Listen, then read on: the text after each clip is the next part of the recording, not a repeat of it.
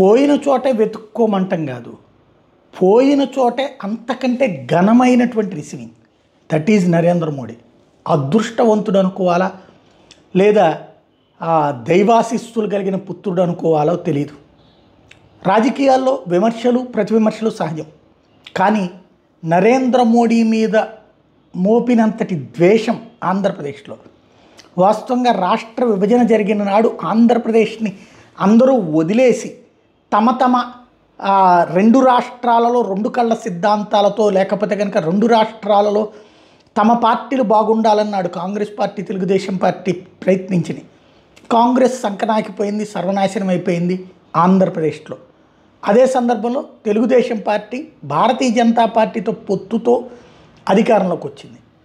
అప్పట్లో జరిగినటువంటిది ఏదైతే 4 ఏళ్ల తర్వాతన గుజరాత్ ఎన్నికలకి ముందు కొంతమంది మీడియా వాళ్ళ మాటలు నమ్మి చంద్రబాబు గారు భారతీయ జనతా పార్టీ ప్రభుత్వం దిగిపోతుందన్నటువంటి ఉద్దేశంతో ప్రభుత్వం మీద వ్యతిరేకత బీజేపీ మీదకి తోసేయడానికి, సాధించిన ఘనత తన వైపుకి తీసుకురావడానికి ప్రారంభించినటువంటి సభలతో ప్రారంభమై ఆనాడు జరిగినటువంటి దుర్మార్గమైనటువంటి ప్రచారం.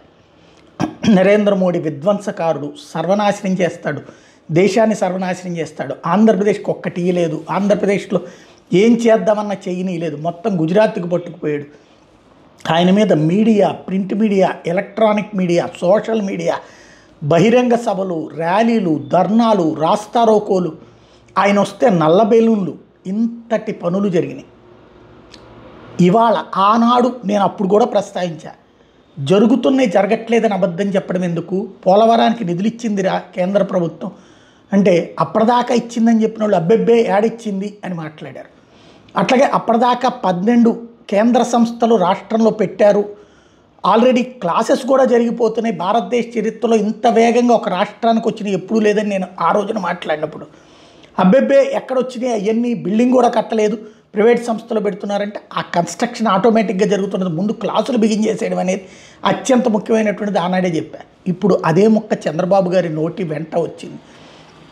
రాష్ట్రానికి విపరీతమైన నిధులు ఇస్తున్నారు, విపరీతమైన అభివృద్ధి చేస్తున్నారు, ఆనాడే ఇట్లా ఇచ్చారు. అట్లాగే ఏదైతే ప్రధానమైనటువంటి పోలవరానికి సంబంధించి అడ్డుపడేటటువంటి దాన్ని ముందుగా అంటే కేంద్ర క్యాబినెట్ మీటింగ్ ముందు పెట్టి పోలవరానికి సంబంధించిన 7 మండలానికి కలిపి ఆ తర్వాత ప్రమాణ స్వీకారం చేశాడు నరేంద్ర మోడీ. ఆయన చేసింది త్యాగం అంటే దాన్ని ఇక్కడ ఎట్లాగా డైవర్ట్ చేసుకొచ్చారు ఆ రోజున. అబ్బెబ్బే అదేం కాదు, నేను ప్రమాణ స్వీకారమే చెయ్యనని చెప్తే అప్పుడు సచ్చినట్టు నరేంద్ర మోడీ చేశాడు అన్నటువంటిది మాట్లాడుకొచ్చారు. ఇప్పుడు అదే చంద్రబాబు గారు అదే నరేంద్ర మోడీ గారి వేదిక మీద నుంచి చెప్పుకొచ్చారు.